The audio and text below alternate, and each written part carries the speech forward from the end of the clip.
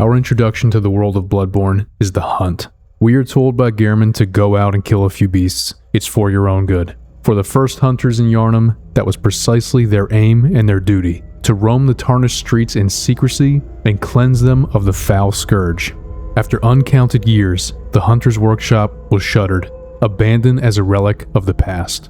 In its place, the Healing Church Hunters emerged as the preeminent force against the beasts, and these holy blades, these Spartans, would be led by Ludwig. Ludwig did not start as a hunter, but rather as a cleric. As the first to take up the hunt in religious righteousness, Ludwig paved the way for other Healing Church clerics to transition from their roles as guardians to those as hunters. The hunt of the church was no longer relegated to whispers and back alleys. Instead, this burgeoning holy hunt was proudly proclaimed and celebrated, at least amongst the members themselves. Ludwig and his holy blades started as church members, then expanded to Yharnamites, citizens looking to take up arms against the scourge. Under the guise of a holy crusade, Ludwig started and commanded a militia who held unbridled power in an age of chaos. The Radiant Sword Hunter badge tells us that Ludwig and his holy blades are what remains of an ancient line of heroes that date back to a very early age of honor and chivalry. But were they truly honorable and chivalrous? Or is this an example of those controlling the present, controlling the past?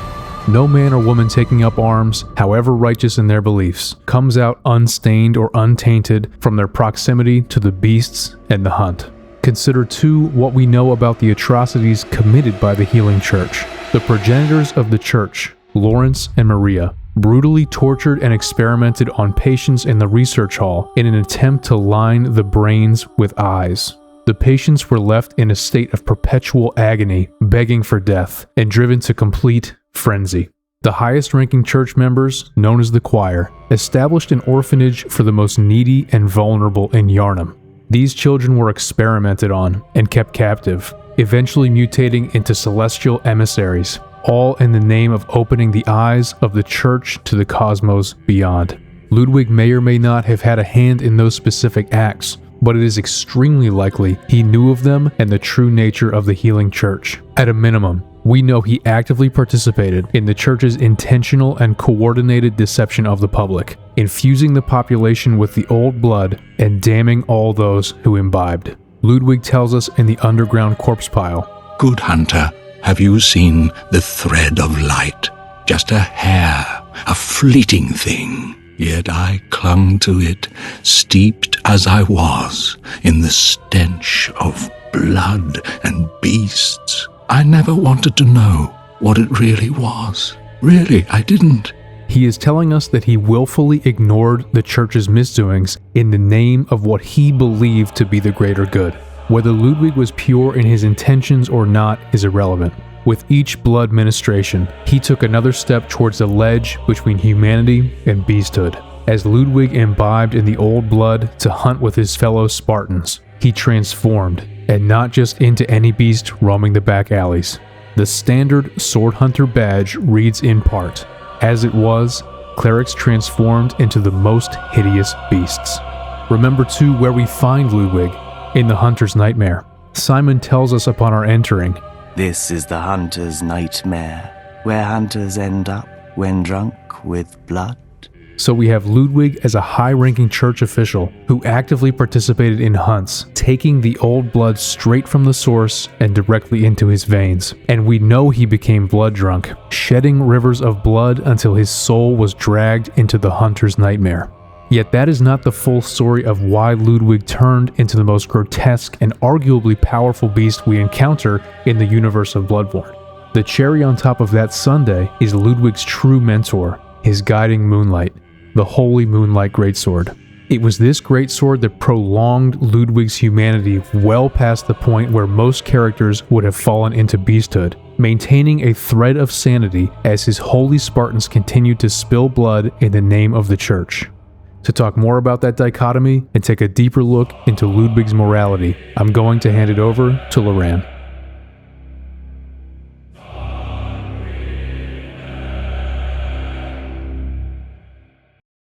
I learned to recognize the thorough and primitive duality of man I saw that of the two natures that contended in the field of my consciousness, even if I could rightly be said to be either, it was only because I was radically both. Transformation and metamorphosis is a key theme throughout From's titles. From the hollowed to scarlet rot infested mortals, dragon rot to the very essence of madness in Bloodborne, physical transformation is often connected to the more metaphysical, spiritual, or psychological consequences in these worlds. In fact, it is a common trope throughout fantasy as is that physical corruption that can transform the very soul. Bloodborne is no different, and madness is a corporeal vice that mutates even the most steadfast of hunters. Ludwig, unfortunately, is no exception. However, I believe Ludwig is a special case where the rules of transformation do not rightly apply. As I write this, I'm currently playing Wu Chang, Fallen Feathers, and the feathering is a sickness that corrupts body and soul.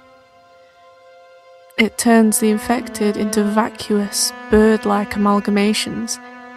This is the very quintessential of transformation, but Ludwig's ailments manifest in a unique manner, not being one linear trajectory from intelligence to witlessness, but acting more like as can be seen in Robert Louis Stevenson's 1886 short novel, The Strange Case of Dr. Jekyll and Mr. Hyde.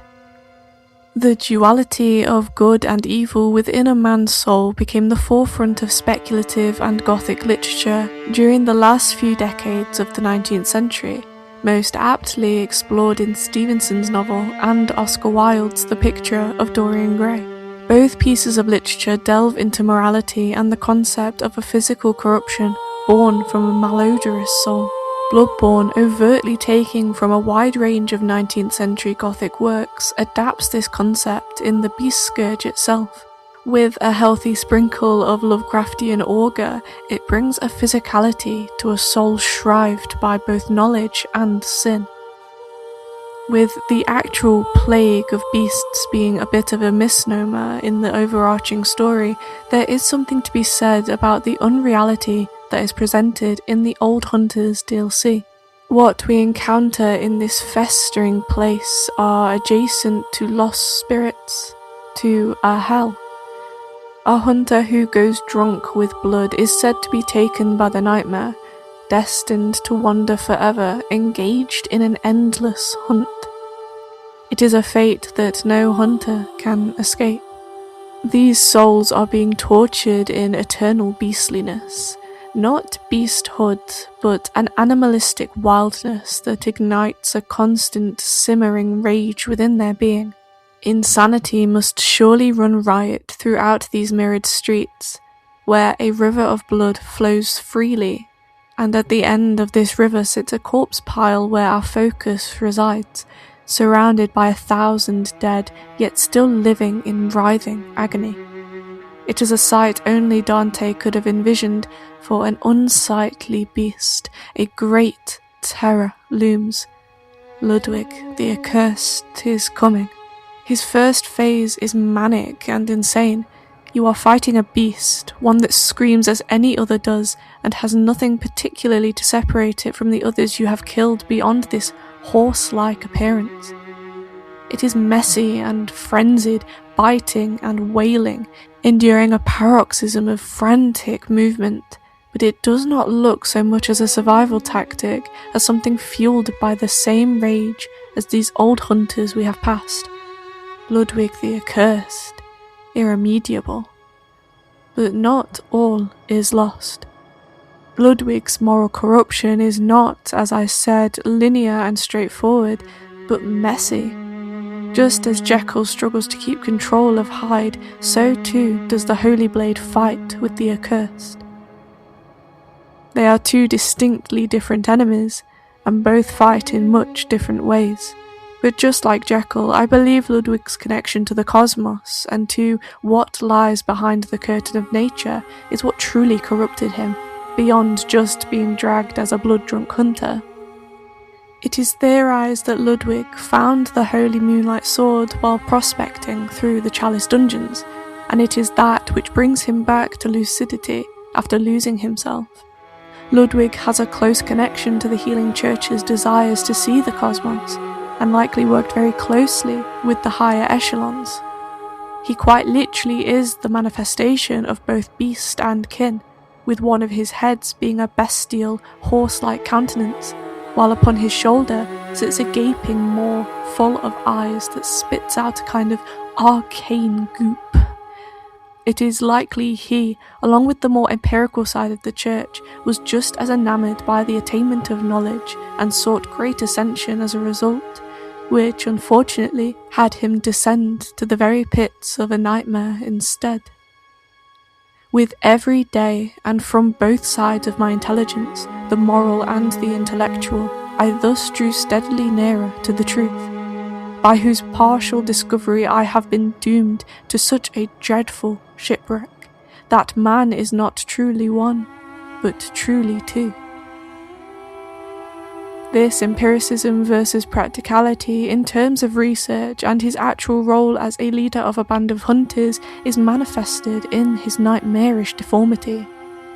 Just how the punishment of the hunter's nightmare fits the crime of the hunter, to kill vacuous beasts is to become a vacuous beast, Ludwig's life is made mockery in this state. But this perfectly mimics that trend of empirically minded Gothicism that mixed metaphysics and sociological speculation with the preternatural. From Dr. Frankenstein to Dorian Gray, the ancient mariner to Dr. Jekyll, to look behind the curtain of nature, to attempt to gain knowledge not meant for your mortal mind, is to curse yourself to an eternal punishment. Ludwig is a Gothic hero. He is Dr. Jekyll, Dorian Gray, Dr. Frankenstein, and the ancient mariner. Guided by moonlight, another traditionally Gothic trope found often in works that explore the sublime, like Frankenstein for example, he sought knowledge and did gain eyes upon the inside, but at the cost of his sanity and his honour. In the end he is guided once more by his most coveted moonlight, but is far from the warrior he once was. Ludwig's tale is tragic and steeped in tropes from this wonderful era of literature. Ludwig is a special case even for Bloodborne as well, for if we take Vicar Amelia as our baseline for the behaviour of the Beast Scourge, he does not descend further into vacuity as she nor any other beast, but actually transforms his mind back from beastliness. Once more, his transformation is not so linear. Only the dark cosmos consumes him. Ludwig's theme begins with a pitying, lamenting melody. This is no longer Ludwig the Holy Blade, this is Ludwig the Accursed.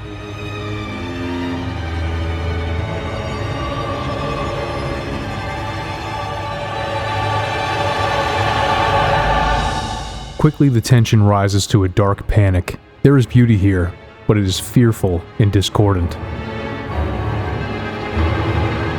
The violent and militaristic cello mirrors Ludwig's physical and mental state as the Accursed, just as Loran outlined earlier. He is asymmetrical, tormented, desperate. And that is the state in which we find the once holy cleric. This is the theme of his beasthood and everything that entails.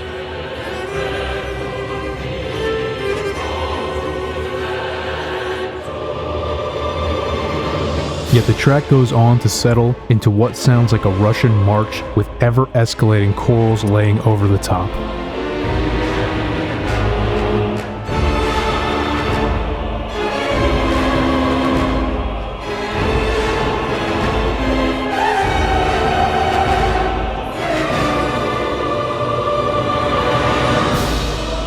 We hear the bridge, haunting voices echoing the choir of the Healing Church, lending their weight and their guilt to Ludwig's lunacy.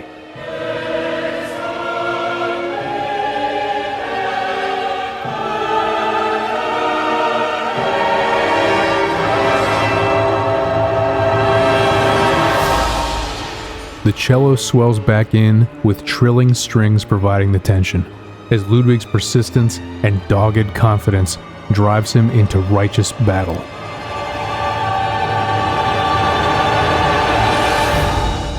He is felled at the end of Phase 1. As Ludwig speaks to himself, we hear the choir, almost as if they can feel Ludwig's teetering sanity, tentatively urging, begging him to come back to the church's holy path and see the divine power of the holy moonlight greatsword.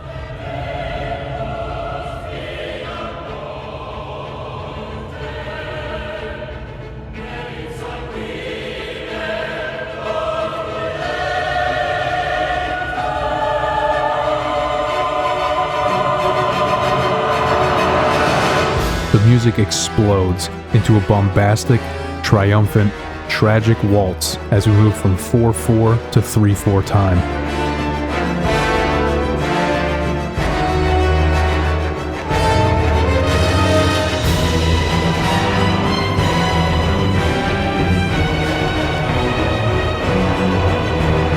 This is no longer a frenetic battle. It is a deadly dance between two entirely lucid hunters who understand the weight of their actions.